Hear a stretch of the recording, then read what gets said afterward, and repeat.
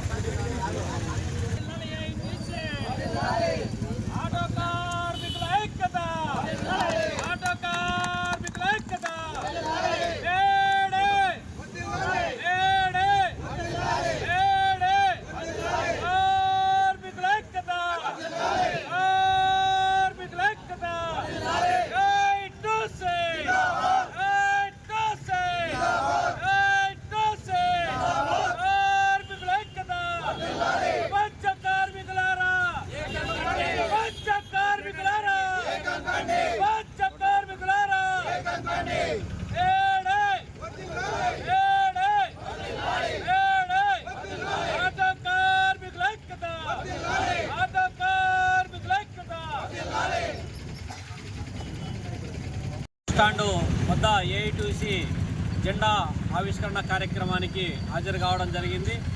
ఈ సందర్భంగా శ్రమజీవులకు, కార్మిక వర్గానికి మేడే శుభాకాంక్షలు తెలియజేస్తూ ఉన్నాం.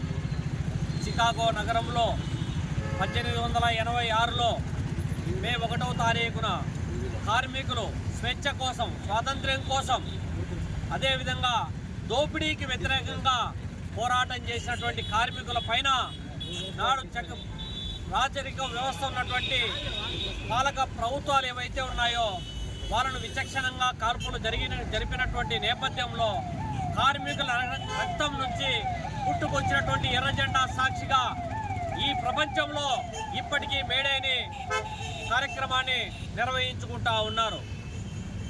ఇవాళ ప్రపంచవ్యాప్తంగా కార్మికులు కనీస వేతనము, పని గంటలు, కార్మికుల సంక్షేమం అంతో ఇంతో ఇవాళ సాధించుకోబడినాయంటే మేడే యొక్క స్ఫూర్తి, మేడే యొక్క పోరాట ఫలితమే ఇవాళ అన్ని రకాలైనటువంటి సౌకర్యాలు పొందగలుగుతున్నాం. మరి పోరాడి సాధించుకున్నటువంటి ఈ క్రమంలో ప్రపంచంలో ఉన్నటువంటి ఇప్పుడు ఉన్నటువంటి పెట్టుబడిదారీ వ్యవస్థ ఏదైతే ఉందో, కార్పొరేట్ కంపెనీలు ఏవైతే ఉన్నాయో, ఈ కార్పొరేట్ కంపెనీలన్నీ ఇవాళ ఏకతాటిపైకి వస్తూ ఉన్నాయి. కార్మిక వర్గాన్ని కార్నర్ చేసి దోపిడీ చేయడానికి కావలసినటువంటి కార్యాచరణ రూపొందిస్తూ ఉన్నాయి. దానికి ఇవాళ కార్మిక వర్గాన్ని నిలువున దోపిడీ చేయడానికి కావలసినటువంటి నిరంతర ప్రయత్నం సాగిస్తూ ఉంది. దానికి పెట్టినటువంటి ముద్దు పేరు అభివృద్ధి పేరుతో ఇవాళ అన్ని విధాల కార్మికులను నష్టపరిచేటువంటి కార్యక్రమం చేస్తూ ఉన్నారు. ఇవాళ కార్మిక వర్గాన్ని కాంట్రాక్టు, అవుట్సోర్సింగు, లేకపోతే ఆర్టిఫిషియల్ ఇంటెలిజెన్సీ పేరుతో, ఆటోమేషన్ పేరుతో ఇవాళ కార్మికులను తక్కువ జీతాలు ఇచ్చి దోపిడీ చేయడానికి ప్రయత్నం సాగిస్తూ ఉన్నారు. ఇంకోవైపు పాలక ప్రభుత్వాలు పోరాడి సాధించుకున్నటువంటి ప్రభుత్వ రంగ సంస్థలను ఇవాళ మోడీ ప్రభుత్వం అధికారంలోకి వచ్చిన తర్వాత ప్రభుత్వ రంగ సంస్థలంటే ఇవాళ ప్రజల ఆస్తులతో సమానం.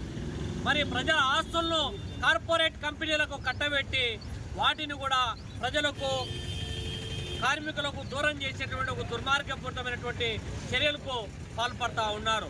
వాటితో ఆపకుండా ఈ దేశంలో పోరాడి సాధించుకున్నటువంటి కార్మిక చట్టాలను 44 కార్మిక చట్టాలను 4 భాగాలుగా డివైడ్ చేసి కనీస వేతన చట్టాన్ని, పని గంటల విధానాన్ని, సంక్షేమాన్ని వీటన్నిటినీ తుంగలో దొక్కి తిరిగి గతంలో ఎప్పుడైతే సామ్రాజ్యవాదుల కనుసన్నల్లో నడిచినటువంటి కార్పొరేట్ కంపెనీలు ఏ విధంగా అయితే దోపిడీ చేశారో తిరిగి అదే రోజులు ఇవాళ అమలు చేయడానికి నిరంతరం ప్రయత్నం సాగిస్తున్నటువంటి నేపథ్యంలో ఇవాళ కార్మికుల రక్తంతో, కార్మికుల స్వేదంతో, కార్మికుల త్యాగంతో పోరాడి సాధించుకున్నటువంటి హక్కులు అవకాశాలను కాలరాస్తున్నటువంటి పాలక ప్రభుత్వ విధానాలపైన పోరాటం చేయాల్సినటువంటి అవసరం బాధ్యత ఇవాళ ఉంది.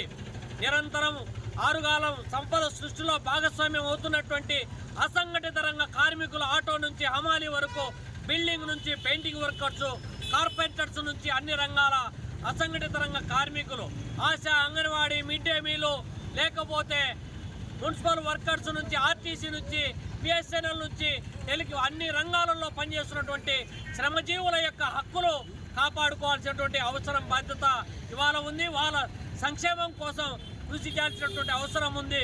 సంపద అంతా కొంతమంది వ్యక్తుల చేతుల్లో కట్టబెట్టడానికి వీల్లేదు. ఎవరైతే శ్రమజీవులు ఉన్నారో, ఎవరైతే సంపద సృష్టిస్తూ ఉన్నారో, ఈ పోగయ్యే సంపదనంతా తిరిగి వాళ్ళ సంక్షేమం కోసం, వాళ్ళ అభివృద్ధి కోసం ఖర్చు పెట్టాల్సినటువంటి పాలక ప్రభుత్వాలు వీళ్ళ మీద లెక్క పెట్టగలిగేటువంటి కొంతమంది బడా నేతల కార్పొరేట్ కంపెనీలను పెంచి పోషించడానికి చేస్తూ ఉన్నటువంటి కుట్రలు, కుతంత్రాలు, వాళ్ళ యొక్క ఆలోచన విధానాన్ని ఎండగట్టాల్సినటువంటి అవసరం బాధ్యత